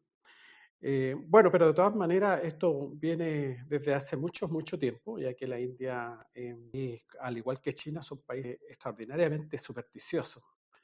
Entonces, con muy poca educación, de hecho, un gran porcentaje de la India es sencillamente analfabeto. Además de que se hablan muchos idiomas, pero eso de que el alfabetismo es algo impresionante. Después de su independencia, digamos, con Gandhi, estuvo gobernando algo así como 70 años, pero en el fondo es muy parecido a lo que pasó con México también. Digamos, 70 años gobernando, pero en total desconexión, digamos, con la realidad india. Estas personas todas se formaron en Inglaterra, llevaron un modelo de progre inglés a la India y en el fondo no se preocuparon de cosas básicas, que es, por ejemplo, educar a la población. Entonces la población sigue estando en un sistema estratificado, digamos, de sectas sociales, de analfabetismo, etc. Entonces, por ejemplo, hace pocos días se celebró al río que van, ¿no es cierto?, el río Ganges, que van en patota ahí, y los tipos no cumplían ninguna norma básica, digamos, de sanitización, digamos, ¿no? Sobre todo ese río que es tremendamente contaminado. Y están teniendo un tremendo problema porque como tienen, bueno, hay varias religiones, no todas, queman a los muertos. Entonces es una cantidad de acumulación de muertos enorme que tienen. Claro, porque están teniendo, la última cifra que vimos, en torno a los 300.000 casos diarios y se estiman que hay un subreporte y que en realidad la cifra sería 10 veces más alta, así que estamos hablando de algo así como 3 millones de casos diarios, con cifras de muertos que en su momento eran como 3.000 muertos diarios, pero que también tienen un tema de subreporte importante. Así que bien podrían estar teniendo otra vez también casi 10 veces más, así que pueden ser perfectamente 30.000 muertos diarios. Esa cuestión es una hecatombe. Y claro, como tú decías, el 30% de la población allá es analfabeta y los niveles de pobreza que hay también son muy grandes. Pero quería hacer hincapié en un punto que mencionaste. Claro, efectivamente tuvieron 70 años de un gobierno progresista a la Inglaterra, pero que lo era en el discurso, porque a la hora de la práctica no fue mucho lo que hizo. Como podríamos decir, Claro, sin progreso, ¿eh? unos leyes progresistas. Y, y además, entremezclado con toda esta tremenda base de superstición que tienen en la India, porque allá en el sistema público de salud se utiliza la medicina ayurvédica, ¿cierto? Que la verdad es que no hay prácticamente nada que rescatar de todo lo que dicen, entre hierbatería que no sirve para nada, cuestiones tóxicas tanto en hierbas como en preparaciones que hacen que tienen plomo, ¿cómo se llama esta cuestión? Arsénico y otros metales pesados que son tóxicos y hay incluso eh, prevalencias poco estudiadas de cuál es el nivel de daño neurológico que hay, aparte de la pobreza, aparte de la desnutrición, aparte del analfabetismo, más encima tenéis gente con su sistema nervioso contaminado con metales pesados, con daño neuronal, etcétera. Todo esto es terreno fértil para este nuevo gobernante, Narendra Modi. Además, claro. Que es como de la extrema, desde el otro lado, de la extrema derecha Claro, india, y desde digamos. allá se han venido importando ideologías porque todo, si es indio tiene que ser sabio, ancestral, milenario y autóctono y todas esas cosas que se le dicen que en realidad no son más que simples calificativos ad hominem para intentar justificar una cuestión que no tiene ningún fundamento y que es totalmente pseudocientífica tanto en sus fundamentos como en su práctica, como lo es la medicina ayurvédica. O sea, ni siquiera la llamamos medicina, sino todo estas pócimas mágicas ayurvédicas que no mejoran nada, pero el 80% de la población, dependiendo del estudio que se mire, recurre regularmente a medicina ayurvédica. Entonces, imagínate ese contexto intentando tener que enfrentar un bicho como el coronavirus, al cual le da lo mismo lo que tú creas, sino que se rige por parámetros naturales, ¿cierto? Sí, no, no, está bien, pero yo creo que eso de acudir a a medicina ayurvédica pasa lo que pasaba en China, digamos, cuando Mao gana la revolución. En la República China, cuando gana Mao, no había muy pocos médicos. Mao nunca creyó en la acupuntura, pero resulta que llegaba el momento y dijeron, mire, ¿sabe? No tenemos medicina, no tenemos médico, no tenemos ni una cuestión, démosle a la acupuntura nomás. Y eso hizo un auge, empezó a hacer un auge en la acupuntura, que era algo que ya se había prácticamente olvidado en la China, gracias a Mao. ¿Ah? Gracias a Mao. De hecho, Mao como gran cuestión cuando el primer presidente de Estados Unidos, Richard Nixon, me parece que fue, que visita la China, ahí Mao le tenía un show preparado donde supuestamente tenían ¿cuánto se llama? Un paciente y que lo habían anestesiado supuestamente con acupuntura, y que al final era todo un show. Pero este señor Mao, que se supone por eso yo siempre digo, la izquierda siendo hija de las ciencias y de la ilustración, en definitiva sale recurriendo a estas cuestiones eh, estúpidas, digamos. Y cuánto se llama, y puso ahí, y esto hizo que creciera, que tuviera un revival esto de la acupuntura, y en la actualidad los chinos lo quieren meter dentro de la OMS, quiere que sea prácticamente una prestación. Y esta medicina, digamos, ha extinguido prácticamente, este bicho, el pincalión, que es famoso en China, prácticamente lo tienen extinto, porque los tipos hacen sus pócimas en base a estos animales. Al tigre también lo tienen prácticamente extinto porque ellos hacen un Viagra, bueno, supuestamente una cuestión ahí, una pócima para hacer erecciones, qué sé yo. O sea, tienen una tremenda, un desastre ecológico en relación a esta medicina china. Y en definitiva es lo mismo que le hacen a los indios. Los indios, digamos, en su cuestión de ignorancia, me imagino yo que debe haber poca gente que tenga estudios médicos. Y bueno, y la pobreza. Yo no tengo idea cómo será el sistema de medicina en la India, pero si están recurriendo a este tipo de cuestiones es porque hay un problema en la medicina pública.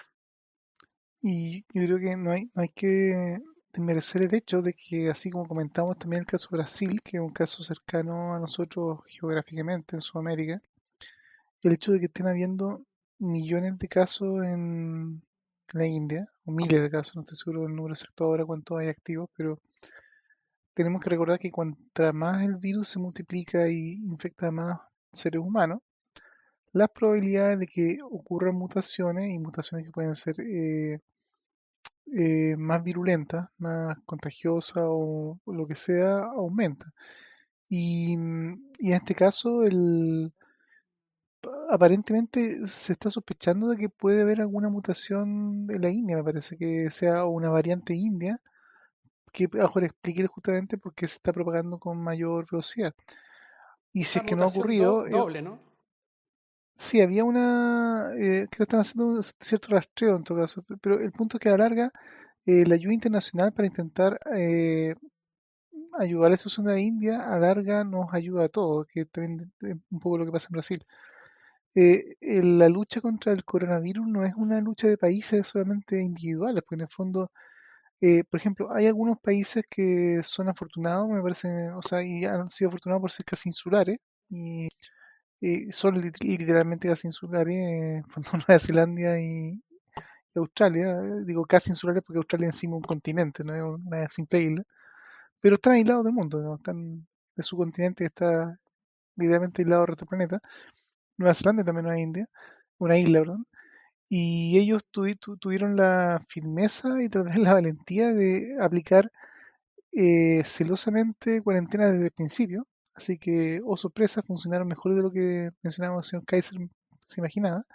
Y ahí en esos países han logrado, por ejemplo, reducir la tasa de infección local, de contagio local y transmisión local a cero. Y virtualmente los únicos casos que ellos están teniendo son de personas que han viajado o están llegando de extranjeros. Así que en fondo a ese nivel, y por lo mismo creo inclusive hace una semana atrás estaban celebrando de que habían hecho una especie de permiso de viaje libre entre Nueva Zelanda y Australia, donde familia y familiares cercanos que están entre esos dos lugares ahora podían comenzar a moverse libremente entre los dos lugares, a sabiendas ambos lugares que están libres de COVID en su población local. Pero aún así, veamos esos casos justamente de éxito. Si el resto del mundo no se cuida, si el resto del mundo está sucumbiendo ante el COVID, hasta los países más exitosos como Australia y como Nueva Zelanda siguen teniendo que estar aislados del resto del mundo y siguen estando con todos los problemas de falta de suministro de todo tipo de bienes y productos que en otras partes del mundo las cadenas productivas están seriamente dañadas o detenidas. Entonces, la economía global, dado que estamos en un mundo globalizado, donde las telecomunicaciones, la tecnología y todo, hay actores de todas partes del mundo, productores, fábricas, diseño y transporte. Todo este sistema global depende que todos podamos comunicarnos y trabajar en equipo. Y mientras tengamos una India que está reventada de casos, un Brasil reventado de casos, una África, quien sea que está reventado de casos y posiblemente produciendo la siguiente mutación que podría, y esto es lo más preocupante de todo, podría quedar al margen de las vacunas y todo lo que se ha logrado con la vacunación eventualmente quedar en foja cero. Vamos a estar con un mundo que va a estar, un planeta, una sociedad global que va a estar prácticamente igual de rodillas. Más allá de que en mi caso local, de los países tal vez afortunados que sí supieron manejarlo también. Así que esta ayuda, ojalá global a la India sea, ojalá real y masiva, de manera que logren controlar este asunto y por el bien de la misma población de la India, por el bien de todas estas personas que ojalá no pierdan la vida producto del COVID y por el bien de todos. Así que en el fondo acá hay que, yo creo, pensar justamente el tema de la lucha por la pandemia no como algo solamente de caudillismos locales, sino que de verdad es algo que hay que pensar como humanidad. Y ahí es donde estos negacionistas hacen un flaco favor al respecto, ¿sí? Bueno, en virtud del tiempo, les agradecemos a todos su paciencia. Dejamos en el tintero la estrategia cero COVID y justamente como estas nuevas variantes están afectando tanto a los más jóvenes y la estrategia del queso suizo que está proponiendo la ONG Espacio Público para mantener medidas que eviten la propagación del virus y no arriesguen así comprometer la efectividad de la vacuna. Le vamos a dejar los enlaces para que lo revisen quienes quieran. Así que muchas gracias, Mario y Daniel, por vuestra participación.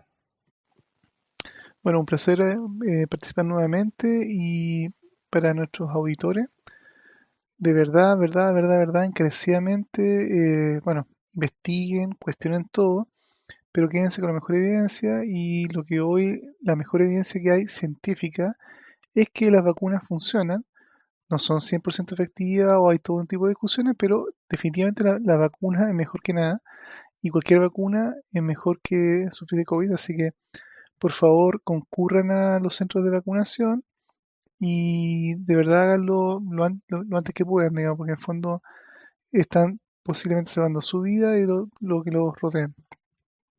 Bueno, también, un saludo a nuestros auditores. Buenos días, buenas noches o buenas tardes, dependiendo de la hora que nos escuchen. Y también le hago encarecidamente, cuídense muchachos, muchachas, cuídense todos, usen su mascarilla, úsenla bien, eh, porque en realidad no sabemos cuál va a ser nuestra reacción ante esta pandemia. Así que un saludo a todos y cuídense. Así es, y ventilen el auto, la micro, el taxi, el colectivo, la sala de espera, la consulta, la sala de clases, la oficina. Es la medida fundamental en este tema. Así que bueno, les agradecemos a todos vuestra paciencia, les dejamos invitados para el próximo episodio y como siempre les invitamos a revisar nuestras redes sociales, /escépticos en Facebook, en Twitter @a_escéptica, en Instagram @ah_cl y nuestro blog www.ah.cl. Muchas gracias y hasta pronto.